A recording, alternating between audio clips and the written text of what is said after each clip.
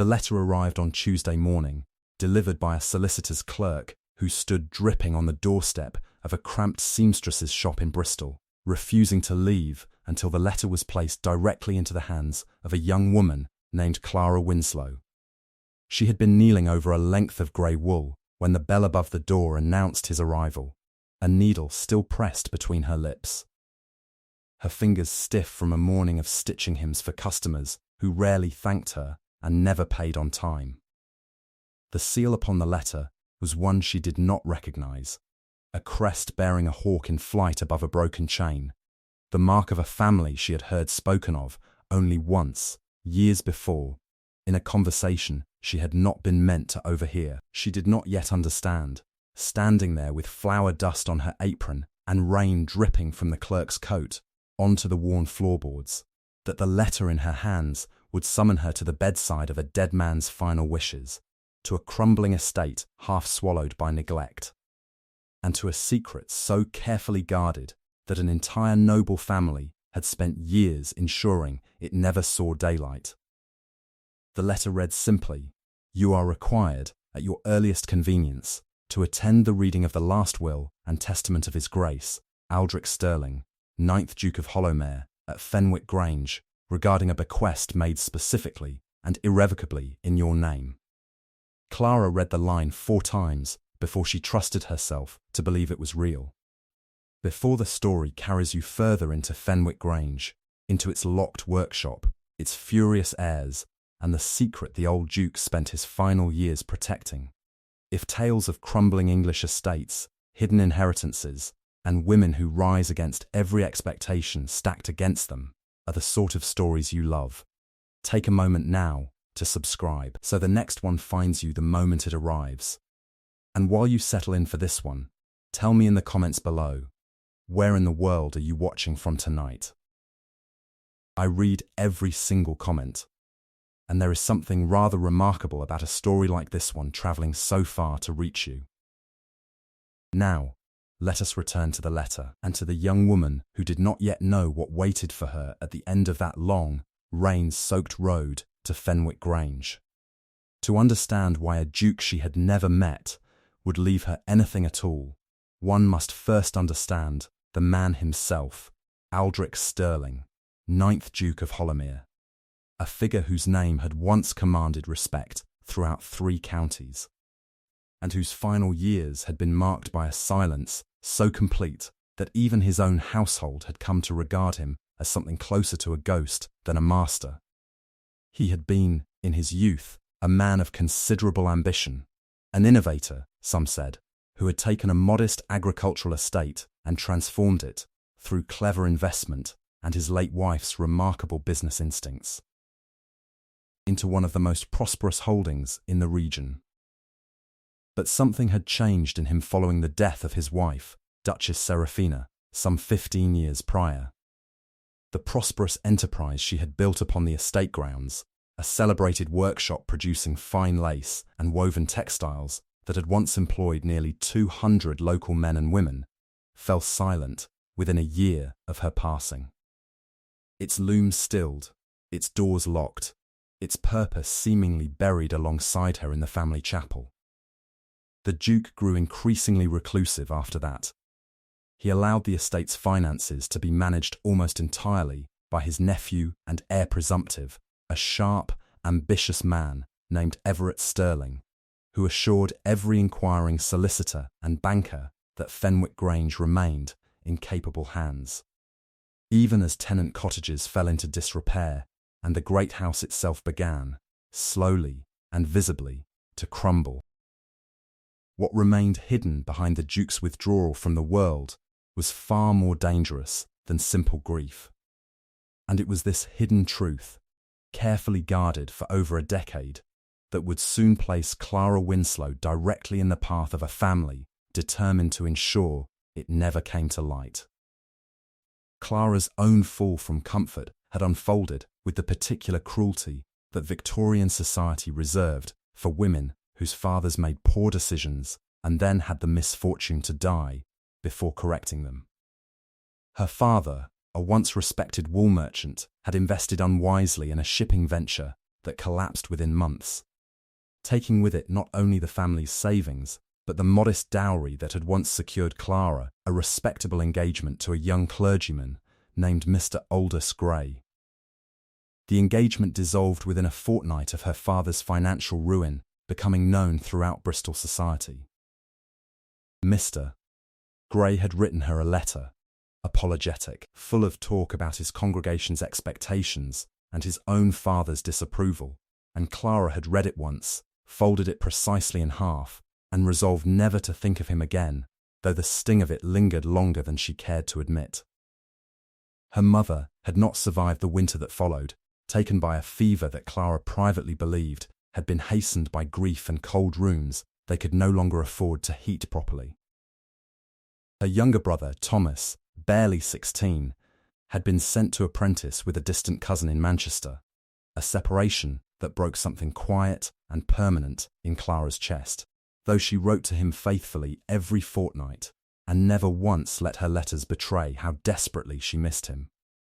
She had taken work as a seamstress, not because she possessed any great passion for needlework, but because it was one of the few respectable occupations available to a woman of her diminished circumstances, and she had learned, over 3 difficult years, to find a strange comfort in the precision of it, the way a garment could be taken apart at the seams and rebuilt into something stronger than before, the way patience and careful attention could transform ruined fabric into something worth wearing again.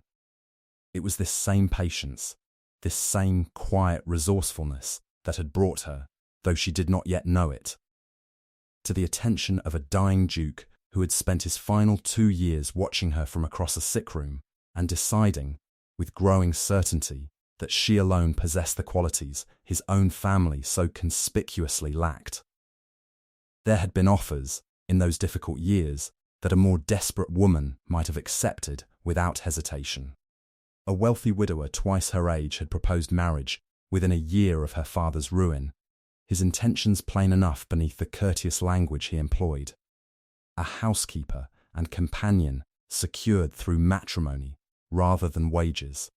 A bargain dressed as tenderness. Clara had declined, gently but firmly, and had watched her landlady's disapproval harden into something close to contempt at her refusal of what many considered a more than acceptable rescue from poverty. She had declined again, some months later, when a distant cousin of her mother's suggested she might find a position as a governess in a household known, quietly, for treating its female staff with considerably less generosity than its reputation suggested. Clara had learned, through each of these small refusals, that independence purchased through compromise was scarcely independence at all, and she had chosen, again and again, the harder and lonelier path of remaining entirely her own. It cost her a great deal, that choice. There were evenings, particularly in the depths of winter, when the fire in her rented room burned too low to keep the chill from settling into her bones, when she allowed herself the private luxury of grief for the comfortable life she might once have expected, a husband, a household of her own, children who would never know the particular hunger of watching every coin before it was spent. She permitted herself these moments rarely and briefly before folding the grief away much as she folded away Mr. Gray's letter and returning to the steady, unglamorous work of simply enduring.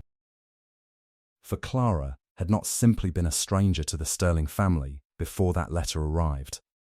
She had spent the better part of 2 years serving as companion and nurse to the Duke's ailing younger sister, Lady Augusta, a position she had taken through a distant family connection when her seamstress's wages proved insufficient to cover her brother's apprenticeship fees.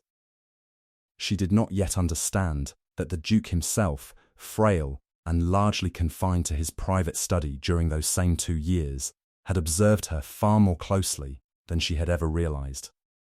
The journey to Fenwick Grange took the better part of a day, and Clara spent much of it staring out at the passing Somerset countryside, turning over in her mind every possible explanation for why a duke's will would name her, a former companion, nothing more, as beneficiary to anything at all. She had cared for Lady Augusta faithfully, yes, reading to her in the long afternoons, managing her medicines, sitting with her through the worst of her final illness the previous autumn. But such devotion was expected of any competent companion. It hardly seemed to warrant inclusion in a duke's last testament. The carriage turned up the drive of Fenwick Grange, just as the rain began in earnest, and Clara caught her first glimpse of the estate through a curtain of grey water, a house that had once, quite clearly, been magnificent. Its honey-coloured stone, now streaked black with damp, its west wing missing several roof tiles that had never been replaced, its once famous gardens reduced to tangled wilderness pressing up against the very windows of the house. And there, standing apart from the main building, connected by a covered walkway now half collapsed with neglect, stood a long, low structure of considerable size.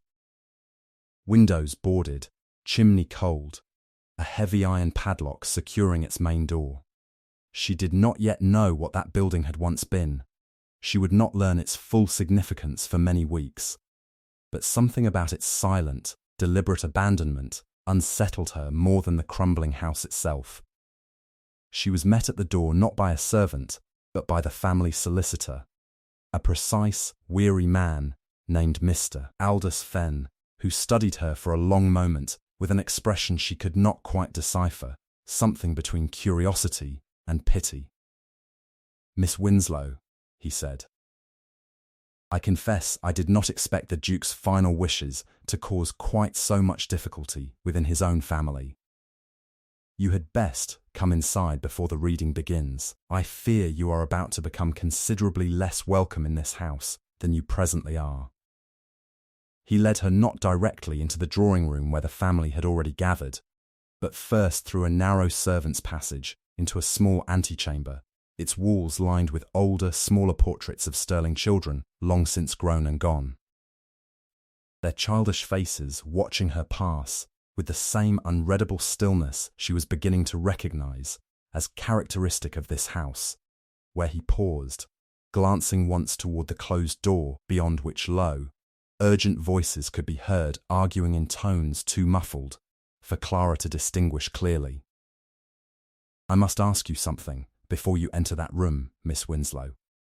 And I would ask that you answer me honestly, Mist," Fenn said, his weary eyes searching her face with unexpected intensity. "Did the Duke ever, in your 2 years attending his sister, give you any indication, any letter, any private conversation, any token whatsoever, suggesting he intended to leave you anything at all?"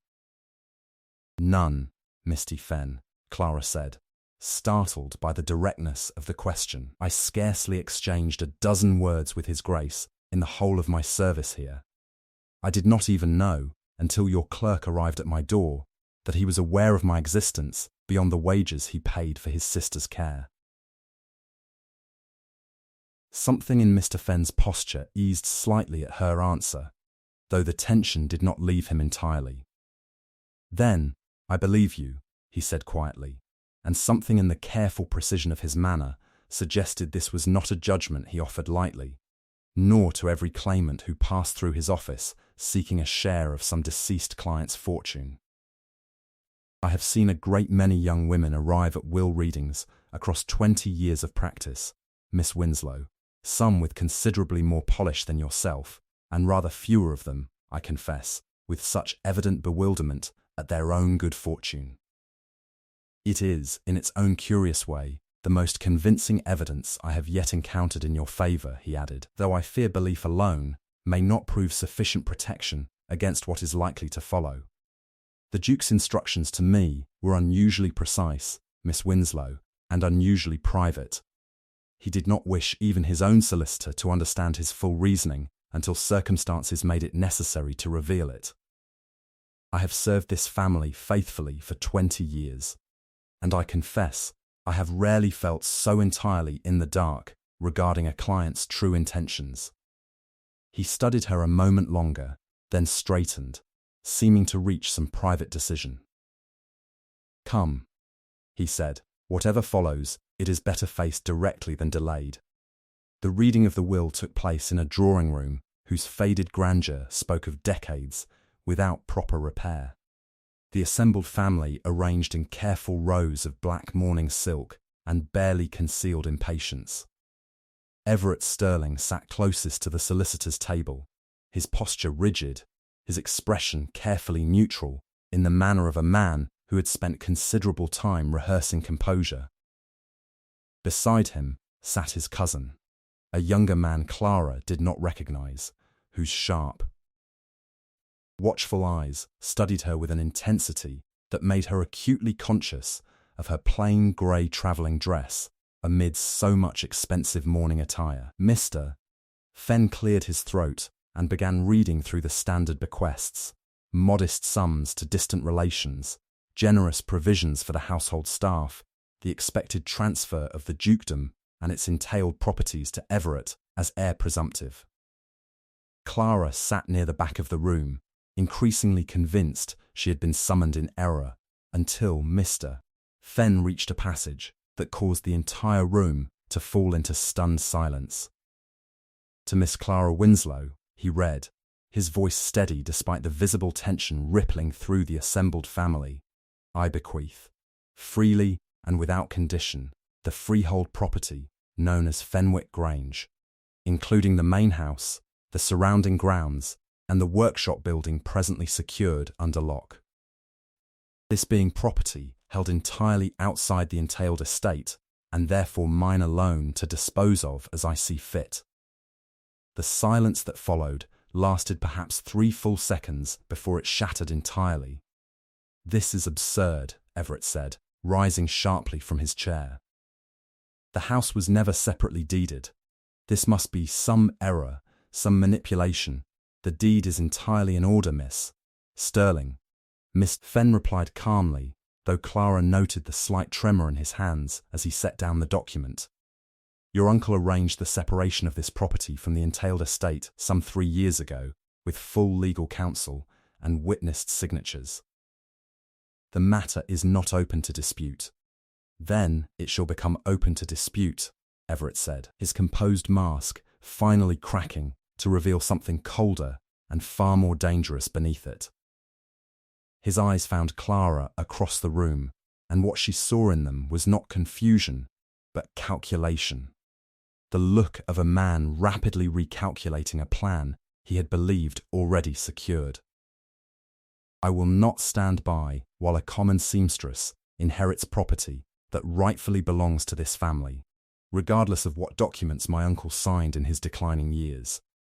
There will be questions raised, Mr. Fenn, about the soundness of mind of a dying man surrounded by servants and companions eager to profit from his weakness. Clara felt her face grow hot with indignation, though she forced herself to remain silent, sensing, correctly, that any outburst on her part would only strengthen whatever case Everett Sterling intended to build against her.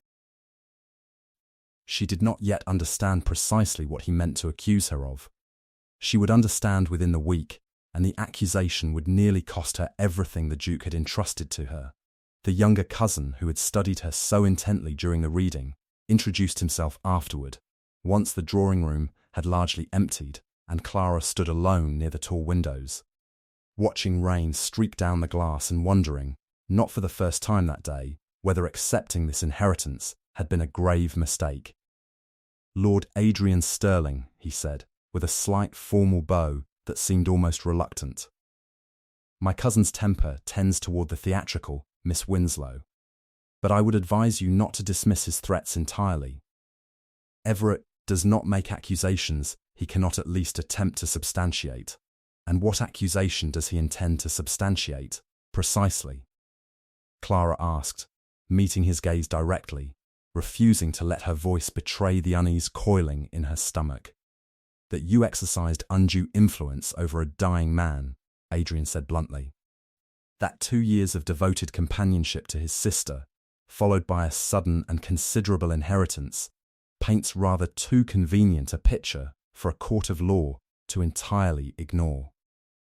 I never once sought influence over your uncle, Clara said, her composure fraying slightly despite her best efforts.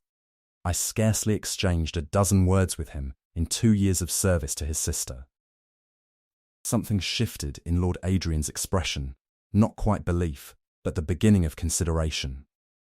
That, he said slowly, is rather curious, Miss Winslow, given that my uncle apparently considered you worthy of an inheritance that has stood untouched and unmentioned for 3 years.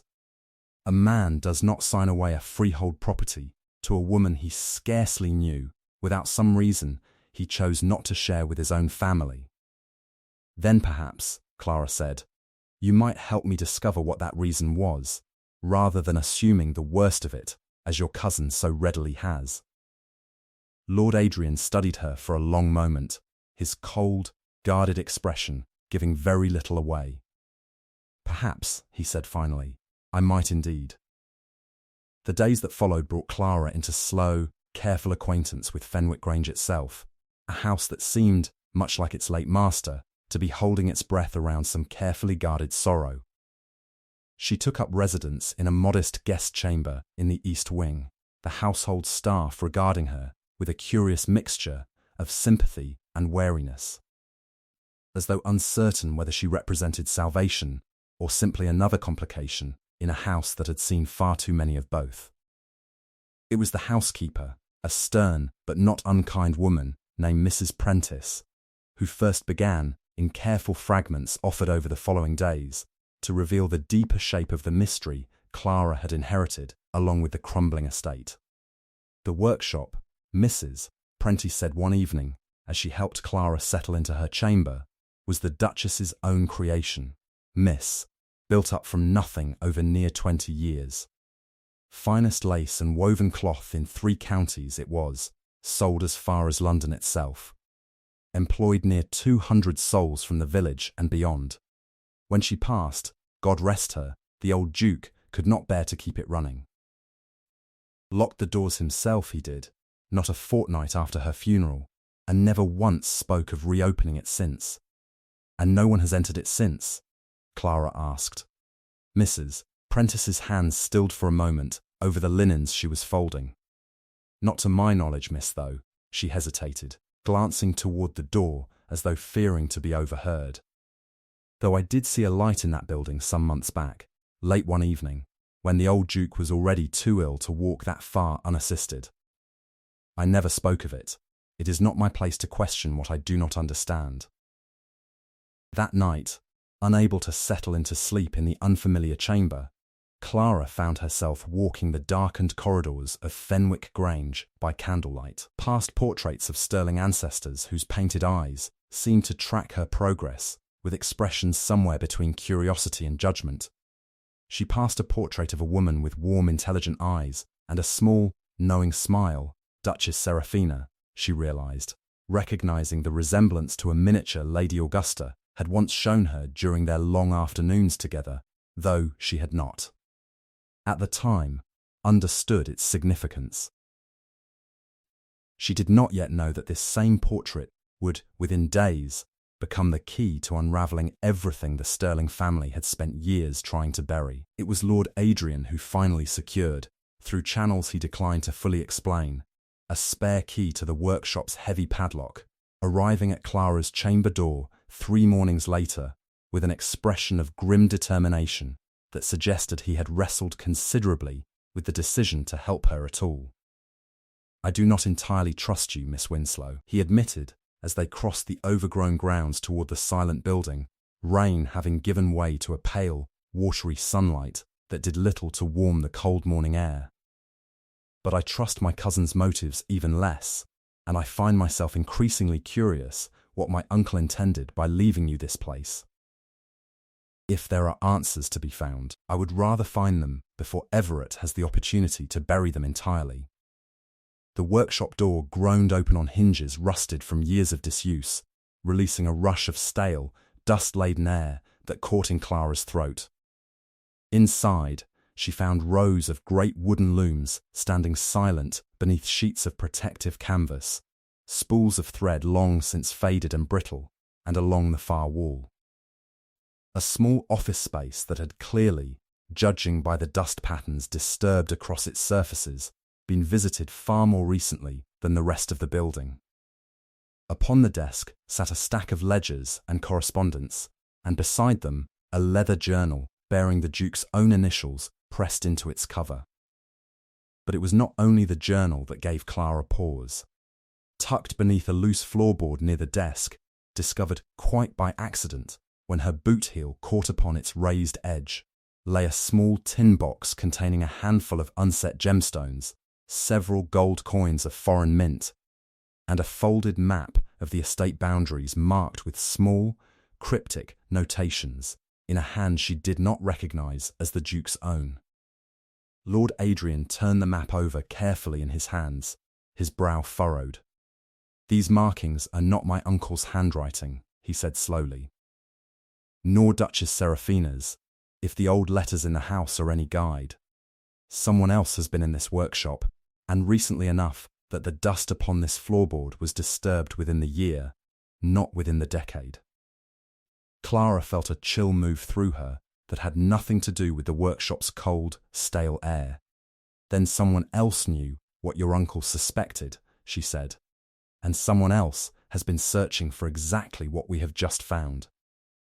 They did not yet understand who that someone might be, though the unsettling possibility that Everett Sterling himself had already searched this very room. Perhaps more than once, hunting for evidence he dared not let anyone else discover first, settled over both of them with the particular weight of a mystery not yet fully solved. Mrs. Prentice, when later asked carefully whether anyone besides the Duke had ever been given cause to enter the workshop, grew notably pale and admitted with evident reluctance that Mr. Everett had indeed requested the spare key from her some 8 months prior, claiming he wished only to inspect the building's structural soundness on his uncle's behalf. She had not thought to question the request at the time. She thought of little else, she confessed, in the days that followed. She did not yet understand what Clara would find within the journal's pages. She would not understand, not fully, until she had read every entry, cross-referenced every ledger, and confronted the full and devastating scope of what Everett Sterling had spent nearly a decade quietly constructing beneath his uncle's failing attention. The journal, once Clara began reading it in earnest, first alone by candlelight in her chamber, and later, once trust had grown sufficiently, together with Lord Adrian in the workshop's small office, revealed a portrait of the old Duke entirely different from the reclusive, defeated figure his household had come to expect. In its earliest entries, written not long after Duchess Seraphina's death, his grief was raw and unguarded, filled with long, aching passages about a partnership he had lost and did not know how to continue without. But the tone shifted markedly some 4 years into the journal's entries. Coinciding, Clara noted with growing unease, almost precisely with the point at which Everett Sterling had assumed increasing control over the estate's finances during his uncle's declining health. The accounts do not reconcile. One entry read, dated some 6 years prior. "E. assures me the shortfall is merely the cost of necessary repairs, yet I see no repairs undertaken. The tenant cottages continue to fall into disrepair, while the ledgers claim considerable sums spent upon their restoration." Later entries grew more pointed still. "I begin to suspect E. intends the estate to appear failing, that he might argue more forcefully for the sale of certain properties once the title passes to him, properties he has, I now believe, already arranged to purchase himself through intermediaries, at prices considerably below their true worth." Clara set the journal down, her hands trembling slightly. He was deliberately ruining the estate, she said, so that he might buy pieces of it cheaply once he inherited the title. "It would explain a great deal," Lord Adrian said grimly, his own composure visibly shaken.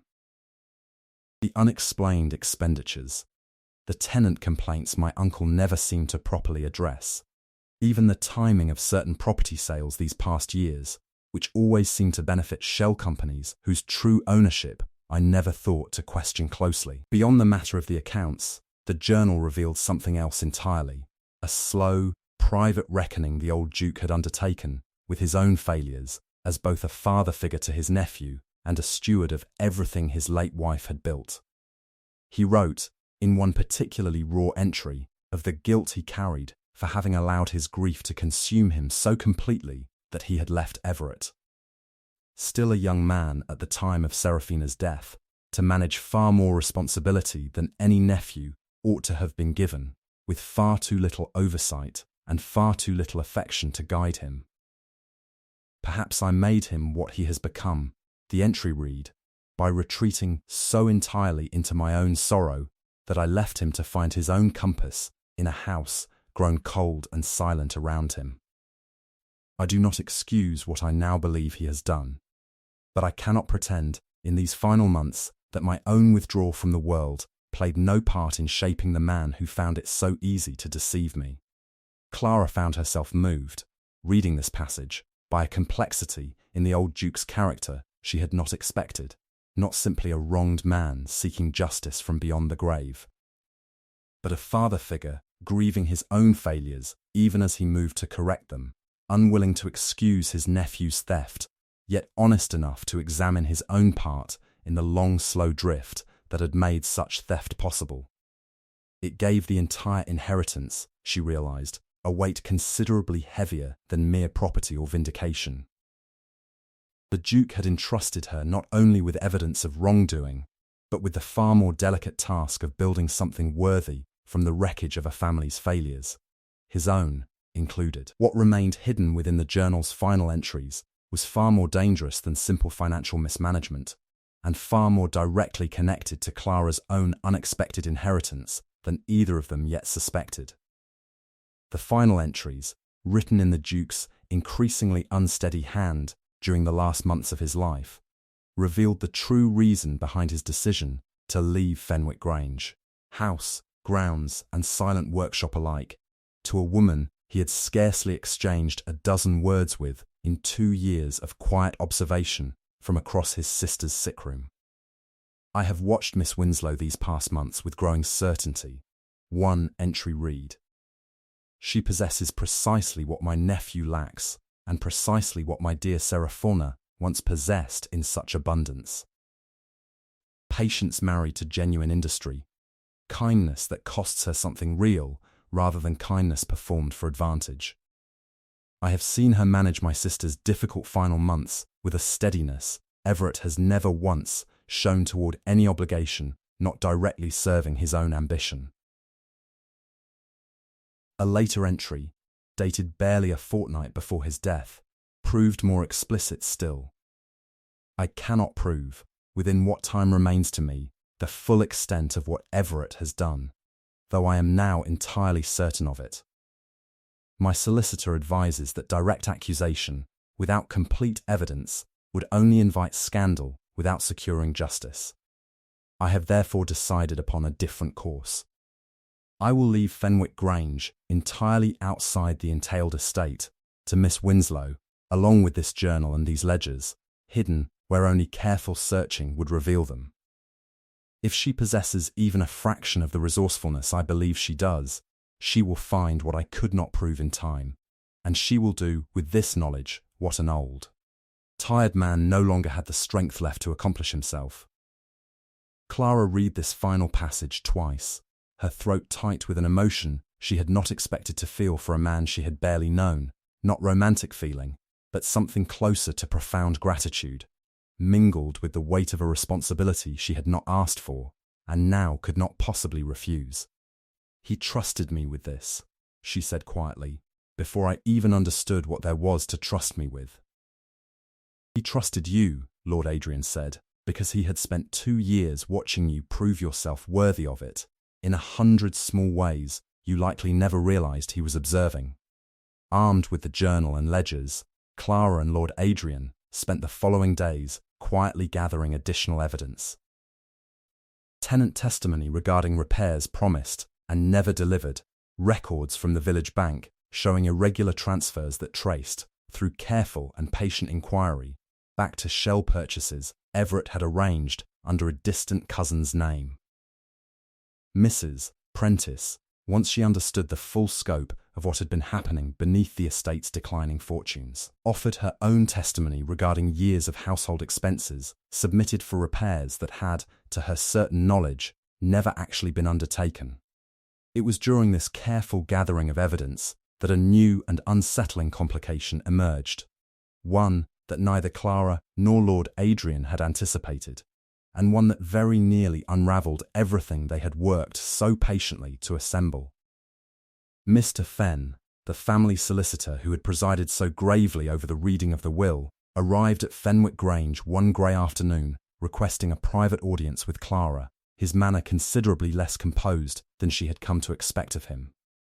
He informed her, in careful, measured tones, that nonetheless betrayed real unease, that he had reason to believe certain of the estate's banking records that would have corroborated several of the Duke's journal entries regarding Everett's shell purchases, had gone missing from the offices of the county bank entrusted with their safekeeping. "I do not say this lightly, Miss Winslow," he told her, "but I have served this family for over 20 years, and I confess I do not know any longer whom within it I may safely trust. Mr. Everett has connections at that bank considerably deeper than his uncle ever cultivated. If he has arranged for certain records to disappear, we may find our case considerably weakened despite everything you and Lord Adrian have gathered." This revelation sent Clara and Lord Adrian on an urgent, quietly desperate errand to the small market town, some 6 miles distant, where the Duke's personal banker, an elderly, meticulous man named Mr. Cobb, who had served the family since before Everett's birth, was persuaded, after considerable careful explanation and no small measure of Lord Adrian's own family authority, to produce his own private ledger copies. Maintained as a matter of long-standing personal habit, entirely separate from the bank's official records. It was these very copies, painstakingly cross-referenced against the Duke's journal over the course of 2 sleepless nights, that finally provided evidence sufficiently complete and sufficiently difficult to dispute that even Everett's considerable connections could not entirely suppress it. No one in the house spoke, in the weeks that followed, of quite how narrowly the truth had nearly slipped away entirely, buried beneath a missing ledger and a solicitor's understandable caution.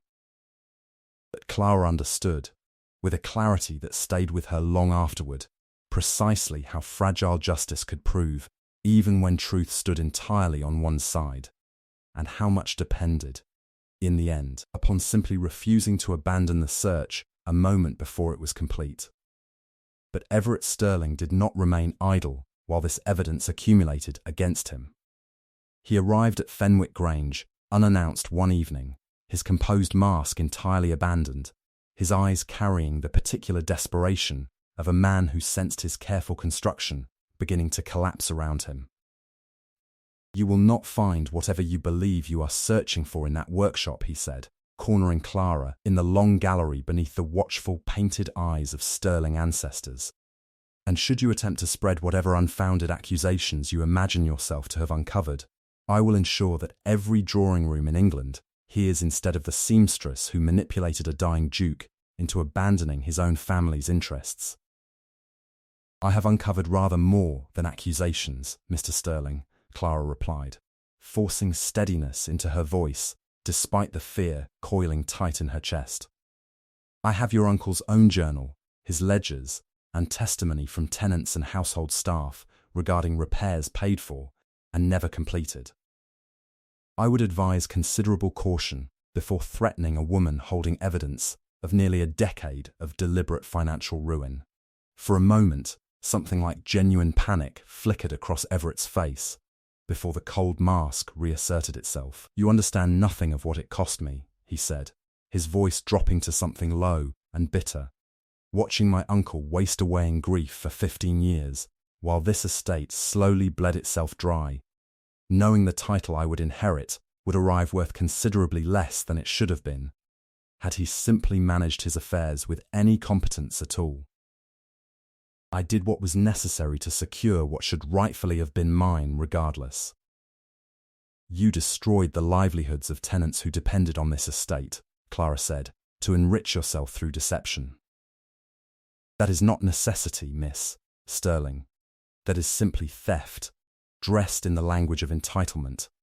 The confrontation that followed unfolded not through further threats, but through the quiet, methodical process of English law, as Lord Adrian, whose own conscience, once fully awakened to his cousin's deception, proved considerably more rigorous than Clara had initially expected, brought the full weight of the accumulated evidence before the family solicitor and, eventually, before magistrates whose investigation confirmed everything the old Duke's journal had suspected and Clara's careful inquiry had proven. Everett Sterling's shell purchases were unwound through lengthy legal proceedings that occupied much of the following year. The properties he had acquired through deception were returned, where possible, to the tenants and interests they had been stolen from. He retained the Sterling title, for English law made no provision for stripping a man of his inheritance for financial misconduct alone, however thoroughly documented, but he retained little else. His reputation throughout the county so thoroughly damaged that he withdrew, within 2 years, to a distant property on the continent, rarely spoken of again within the family he had once been so determined to enrich himself at the expense of. Fenwick Grange itself, house, grounds, and silent workshop, remained entirely and legally Clara's own, precisely as the old Duke had intended. What Clara built upon that foundation, in the years that followed, became the story that truly justified the Duke's quiet faith in her, a faith he had never once spoken aloud, but had trusted enough to stake an entire inheritance upon. She did not simply restore the workshop to its former glory. She transformed it entirely, drawing upon patterns and techniques recorded in Duchess Seraphina's own careful notebooks, discovered alongside the Duke's journal in that same dusty office, combined with innovations Clara herself introduced from her years of practical seamstress work in Bristol. Within a year, the great loom stood humming once more, employing not the 200 souls the workshop had once supported, but considerably more, as Clara's reputation for fine, innovative textile work began to spread first through Somerset, then throughout the broader English market, and eventually, remarkably, improbably, to buyers as far as the continent itself. She retained Mrs. Prentice as head housekeeper of a household now thriving rather than merely surviving. She ensured every tenant cottage received the repairs so long promised and so long denied. She established, alongside the workshop itself, a small school for the children of her employees, remembering with painful clarity her own brother's interrupted education, and determined that no child under her care would face similar hardship.